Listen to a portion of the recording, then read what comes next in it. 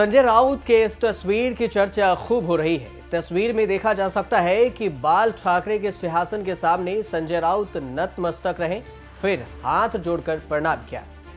इस तस्वीर को देख ऐसा लग रहा है कि मानो राउत कह रहे हो कि नतमस्तक हूं, इस कठिन समय में थका हूं पर हारा नहीं।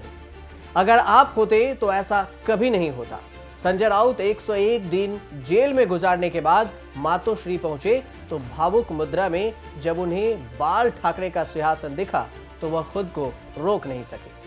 उन्होंने सिंहासन को प्रणाम करते हुए शिवसेना के उन दिनों को याद किया होगा कि जब महाराष्ट्र की सत्ता की डोर इसी के इर्द गिर्द रहा करती थी, क्योंकि इस सिंहासन पर बैठकर ही बाल ठाकरे ने सत्ता के सिंहासन की डोर अपने हाथ में रखी। उनके रहते शायद ही कोई मौका आया होगा जब शिवसेना को मौजूदा हालात जैसे समय का सामना करना पड़ा हो। संजय राउत मातोश्री के एक कमरे में रखी बाल ठाकरे के सिंहासनुमा कुर्सी पर सिर झुकाकर पहले तो नमन किया, फिर काफी देर तक कुछ ऐसा ही सोचते रहे। आप जिस कुर्सी को देख रहे हैं वो कोई साधारण कुर्सी नहीं है। यह कुर्सी सिंहासन है जिस पर शिवसेना प्रमुख और शिव सैनिकों के भगवान कहे जाने वाले बाल ठाकरे बैठा करते थे। ये वही कुर्सी है जिसके आगे बड़े से बड़ा सत्ता भी सिंहासन के सामने छोटा दिखता था। लेकिन आज शिवसेना अपने ही कभी वफादार रहे एकनाथ शिंदे के चलते दो हिस्सों में बंट गई। एक हिस्सा एकनाथ शिंदे का है जो बाला साहब के असली वफादार होने का दावा करते हैं, तो दूसरा हिस्सा उद्धव ठाकरे की जो शिवसेना के असली कर्ता धर्ता कहे जाते हैं। ऐसे में संजय राउत ने जब शिवसेना प्रमुख रहे स्वर्गीय बाला ठाकरे का सिंहासन देखा तो वह भावुक हो गए। एक समय था बीजेपी के साथ 1995 में गठबंधन करना बाल ठाकरे के राजनीतिक जीवन का सबसे बड़ा मौका था और इसी के दम पर उन्होंने पहली बार सत्ता का स्वाद चखा था। वह खुद कहते थे कि वह रिमोट कंट्रोल से सरकार चलाते हैं। हालांकि उन्होंने मुख्यमंत्री का पद कभी नहीं संभाला। लेकिन रिहाई के बाद संजय राउत ने क्या कुछ कहा और ये भी कहा कि वो पीएम मोदी और गृह मंत्री अमित शाह से मिलेंगे और बताएंगे कि उनके साथ क्या सब किया गया। डेफिनेटली मिलूंगा मैं। दोनों नेताओं ने हमेशा मेरी फिक्र की है। जब मैं अंदर था मेरी परिवार की फिक्र की है, बार बार मदद करते रहे हैं। तो मैं सभी को मिलूंगा। मैं 2-4 दिन में राज्य के उप मुख्यमंत्री देवेंद्र फडणवीस जी को भी मिल रहा हूं। कुछ लोगों के कामों के लिए मैं मिलना चाहता हूं उनको। प्रधानमंत्री देश का होता है, किसी एक पार्टी का नहीं होता।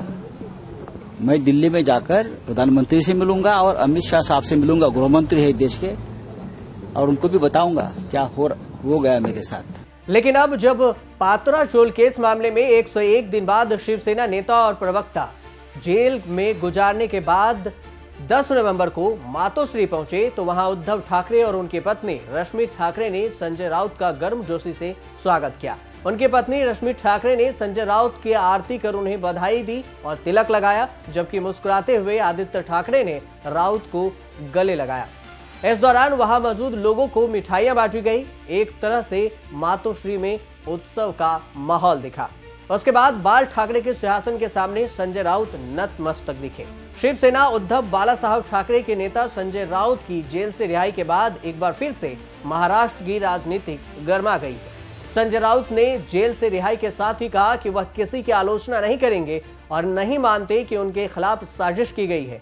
इसके अलावा उन्होंने पीएम नरेंद्र मोदी और अमित शाह से मुलाकात की भी बात कही। यहाँ तक कि देवेंद्र फडणवीस के फैसलों की भी सराहना की। इसके कयास लग रहे थे कि क्या संजय राउत और शिवसेना के तेवर बदल गए हैं, लेकिन अब एक बार फिर से शिवसेना का रुख बदला सा दिख रहा है। शिवसेना के अखबार सामना में लिखा गया है कि देश में कानून का राज नहीं है, न्यायपालिका दबाव में है और केंद्रीय एजेंसियां गुलाम हो गई है। सामना में एजेंसियों की आलोचना करते हुए बीजेपी नेताओं पर गंभीर आरोप भी लगाए गए हैं। कहा गया है कि महाराष्ट्र बीजेपी के कम से कम 7 मंत्री, 15 विधायक और सांसद, पार्टी को वित्त मुहैया कराने वाले बिल्डरों के नाम कई अपराध हैं। इनके खिलाफ जांच हो तो ये जेल जा सकते हैं, लेकिन अदालत ने खुद ही कहा है कि ईडी आरोपियों का चयन करती है। जेल से बाहर आने के बाद संजय राउत ने कहा कि मैंने कुछ गलत नहीं किया, मैं किसी से नाराज नहीं हूं। मैंने 100 से ज्यादा दिन जेल में बिताए हैं और मेरा गुनाह क्या था ये भी मैं जानना चाहता हूं। संजय राउत को राहत देते हुए मुंबई की सत्र अदालत ने ईडी पर कुछ सख्त टिप्पणियां भी की थी। जांच एजेंसी की मंशा पर भी सवाल उठाए थे। लेकिन इन दिनों जेल से आने के बाद संजय राउत की जो तस्वीरें वायरल हो रही है वो अपने आप में ही बहुत कुछ कहती है। आप देखते रहिए न्यूज़ तक।